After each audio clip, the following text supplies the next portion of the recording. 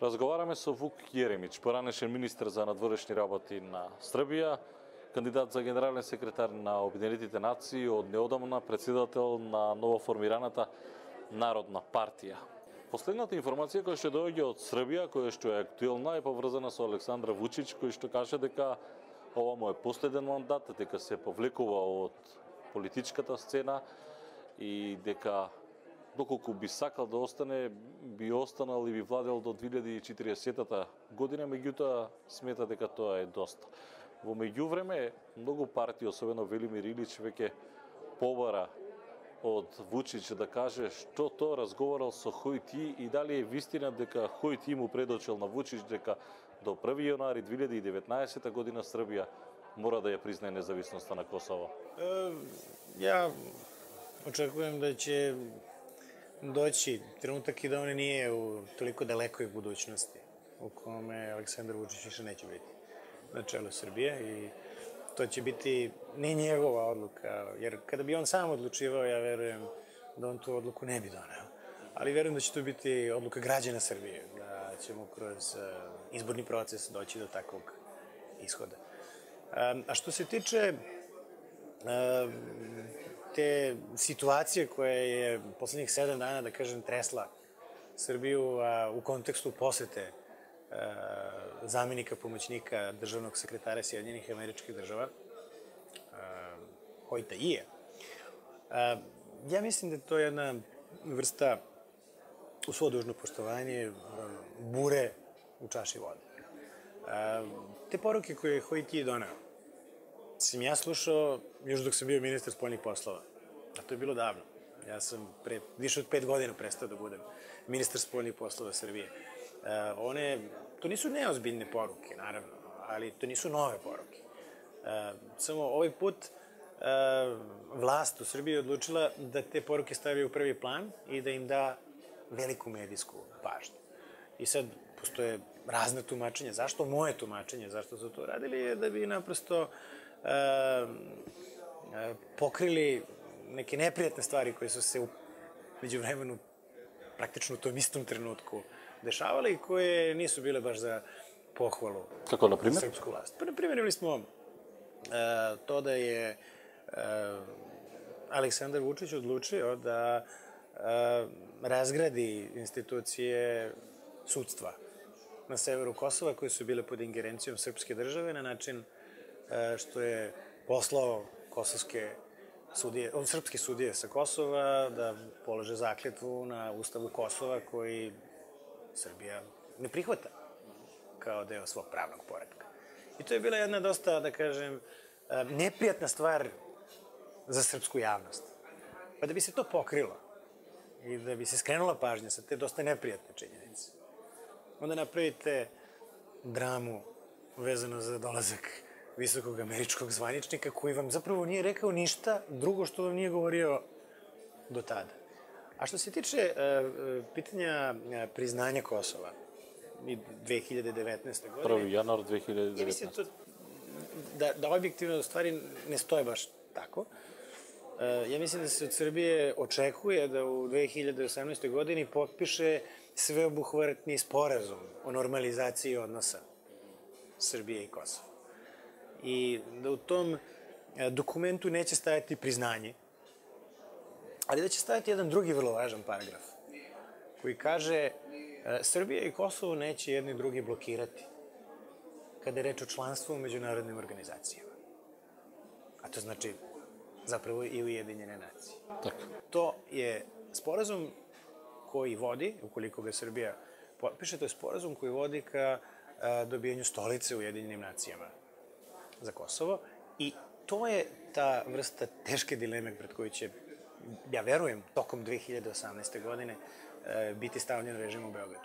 Владата на Вучич со условно кажано новата влада во Македонија, владата на Заев, има помалку нарушени односи и особено после на публикување на целокупниот персонал на српската амбасада овде од Скопје во Белград и имавте еден жесток коментар дека тоа е равно на дилетантизам. На што се должи? Што се случува? Која е приказката со тој случај Живалевиќ? Не знам дали имате информации, меѓутоа, кој тоа не сака добри односи помеѓу Македонија и Србија? Затоа што ние реално, освен проблемот со СПЦ, и немаме некој отворено прашање. Јас сам био vrlo оштер у критици тог геста да се повуче целокупно особље амбасаде. Не мислим да je to bilo dobro, ne mislim da je to bilo pametno, ali o tome sam mnogo više govorio u Srbiji. Nema potrebe, rekao bih, da to i ovde ponavljam. Ja verujem da Srbija i Makedonija moraju da imaju najbliže moguće partnerske odnose i da su Srbija i Makedonija prirodno upućene jedno na drugo i ekonomski i na svaki drugi način i da je zadatak dve vlade, kogod bio u vladi, u Skoplju i u Beogradu, da radi u interesu građana obe države. A najbolji mogući odnosi, sve drugo osim najboljih mogućih odnosa, nikako ne može biti u interesu nikog od nas, niti stabilnosti celog regiona. Кому му пречеше Македонија и Србија да имаат добри односи?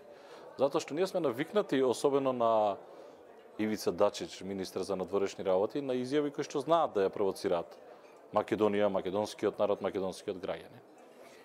По смисла на тоа нема, ќе го преиспитаме признавањето под уставното име и така натаму и така натаму. Dosta je, ja mogu reći iz ugle srpske javnosti, da je dosta, da kažem, bolna činjenica da je Makedonija priznala Kosovo kao nezavisnu državu, da je Crna Gora takođe priznala Kosovo kao nezavisnu državu, a Crnu Goru i Makedoniju smatramo kao nekoga koji je nama blizak i koji bi trebalo da ima, da kažem, možda veći stepen razumevanja za senzitivnost na srpskoj strani nego što to možete očekivati, ne znam, od neke Finske ili od Japana ili od Norveške.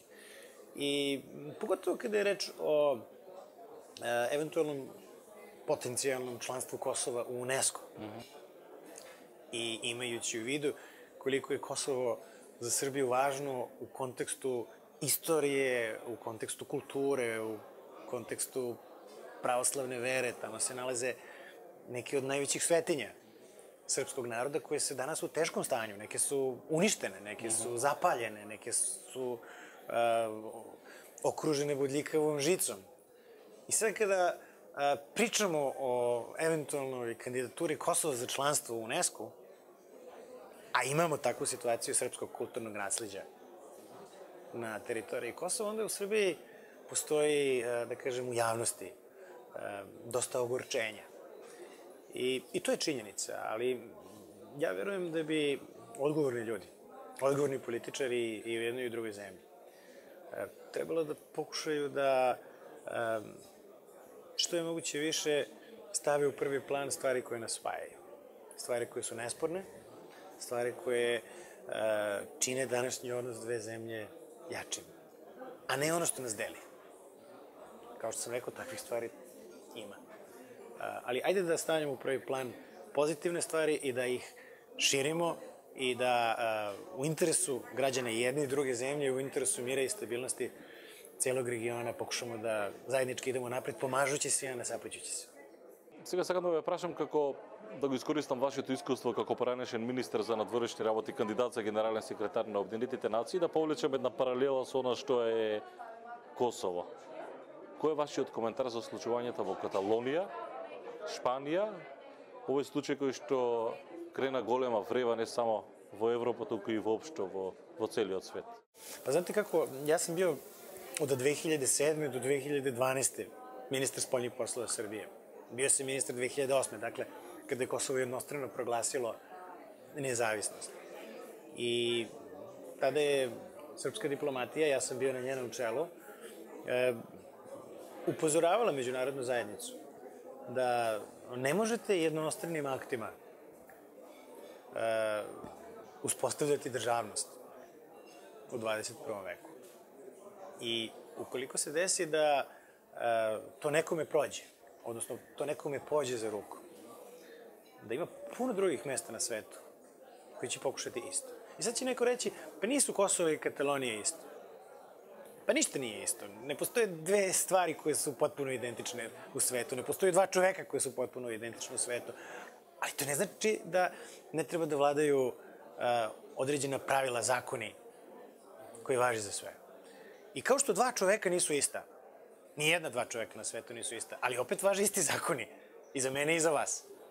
Tako i u međunarodnom prostoru ja smatram da treba da važe određena pravila i da ne može se proglašavati država bez saglasnosti svih relevantnih aktera, uključujući i prestonicu države koja je u tom trenutku priznata i član Ujedinjenih nacija, konkretno Srbija, sa vladom u Beogradu. I to vladom u Beogradu koja je 2008.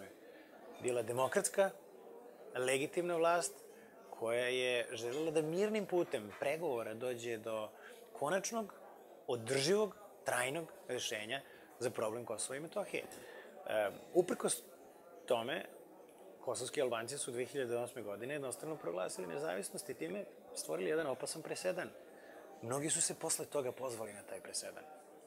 To se desilo i u Južnoj Osetiji, to se desilo u Abhaziji, to se desilo na Krimu, to se dešava u Kataloniji, sutra može da se desi bilo gde na svetu. I neko će reći, a pa ne možete vi to da primenjujete, nije isto.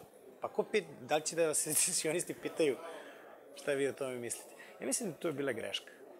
A ovoga trenutka, kada je reč o direktno Španiji i Kataloniji, mislim da je španski ustav više nego jasan, da je španska vlada postupila u skladu sa španskim ustavom u okviru vladavine prava, u okviru vladavine zakona.